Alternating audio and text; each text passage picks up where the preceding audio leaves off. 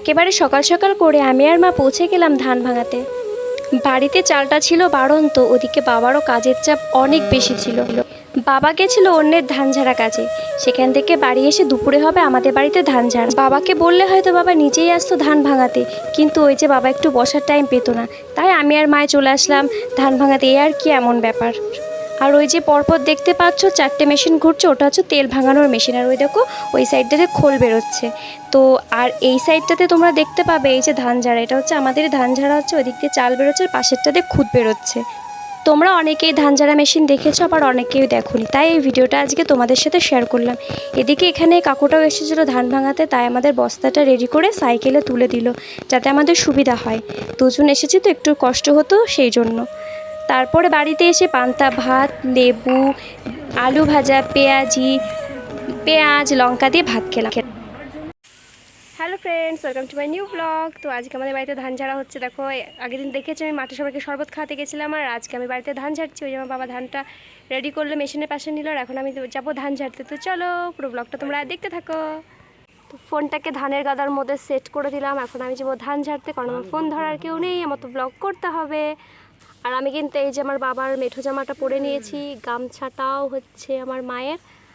তো এগুলো পরে এখন আমি যাব ধান ঝাড়তে। তারপর ওই দেখো আমি লাফাতে লাফাতে এখন আমি ধান ঝাড়তে চলে যাচ্ছি। আর আমি কেমন ধান ঝাড়ি তোমরা দেখতেই পাবে, বুঝলে? তো আমি কিন্তু ধান ঝাড়তে বেশ ভালোই পারি, আমার একটুও ভয় করে না, তবুও সাবধানের সঙ্গে ধানটা ঝাড়ি। তো এই দেখো আমি ধান ঝাড়তে স্টার্ট করে দিয়েছি। আর হ্যাঁ, এই সিজনে কাদের কাদের বাড়িতে ধান ঝাড়া হচ্ছে একটু কমেন্টে আমাকে জানিও তো। আর ওইদিকে দেখো আমাদের গোয়ালঘরটা অনেক ফাঁকা ফাঁকা লাগছে, তাই না বলো? তোমরা কিছুদিন আগে আমার একটা ব্লগে হয়তো দেখেছো আমাদের গরুটা ভীষণ অসুস্থ, ওকে স্যালাইন দেওয়া হচ্ছে।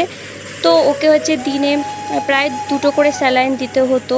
তো 2 সপ্তাহ মতো ভালো থাকতো, তারপরে ও অসুস্থ হয়ে পড়তো, প্রচুর ইঞ্জেকশন দেওয়া হয়েছে, আর মানে প্রচুর ট্রিটমেন্ট করার পরেও ওকে আমরা সুস্থ করতে পারছিলাম না। তো ওকে আমরা অনেক ভালো করার চেষ্টা করেছি, একটা প্রবলেম ঠিক হচ্ছিলো, তার একটা প্রবলেমও শুরু হয়ে যাচ্ছিলো, এরকম একটা ব্যাপার ছিল। তারপরে সবাই আমাদেরকে বললো গরুটাকে বিক্রি করে দাও, দেখো সুস্থ হয় কি না। আর আমাদেরও মনে মনে খারাপ লাগছিলো, যেহেতু অবলা প্রাণী, ওর কষ্টটা আমাদের বলতে পারে না, তাই আমরা বিক্রি করার সিদ্ধান্ত নিই আর বিক্রিও করে দিই। আর যাদের কাছে বিক্রি করেছিলাম তাদেরকে সবটা বলে কয়ে নিই। আর পরে তাদের কাছে খোঁজখবর নিয়ে জানতে পারি আমাদের গরু ওদের বাড়িতে গিয়ে পুরোটা সুস্থ, ওর কোনো সমস্যাই ছিল না। খানিকটা মন খারাপও লাগছিলো আমাদের বাড়িতে কেন ওর প্রবলেম হচ্ছিলো। আগেও একটা গরু যখনই বাচ্চা দেয়, দুধ দেওয়া শুরু করে, তারপর থেকে আমাদের গরুতে প্রবলেম হওয়া শুরু হয়, কেন জানি না এটা আমাদের বাড়িতে হচ্ছে। তো গরুটা মানে বিক্রি করার পরে গোয়ালটা অনেক ফাঁকা ফাঁকা লাগে, তাই বাবা বলেছে বাড়িতে আর একটাও গরু আনবে। আর এদিকে মা দেখো নিচেটা ঝাড় দিচ্ছিলো, আর আমি আর বাবা কিন্তু ধান ঝাড়ছিলাম। আর সত্যি করে বলো তো বাবার পাশে আমাকে কেমন লাগছে? বাবার পাশে আমাকে মেয়ে কম ছেলেই লাগছিলো, মনে হচ্ছিলো আমি বাবার ছেলে, এরকমটাই মনে হচ্ছিলো। তো চলো এইভাবেই আমরা সবাই মিলে কাজটা করতে থাকি। আর কিছুক্ষণ পরে কিন্তু আমাদের কাজটা ওই দেখো কমপ্লিট হয়ে গেছে। বাবা কিন্তু ভ্যানটা নিয়ে এসেছিলো, কারণ মেশিন আরেকজন নেবে, তাই বাবা তাড়াতাড়ি করে যাদের মেশিন তাদের বাড়িতে পৌঁছে দেওয়ার জন্য আগে মেশিনটা ভ্যানে তুলে নিল, তারপরে বাবার মা গিয়ে পৌঁছে দিল সেই বাড়িটাতে।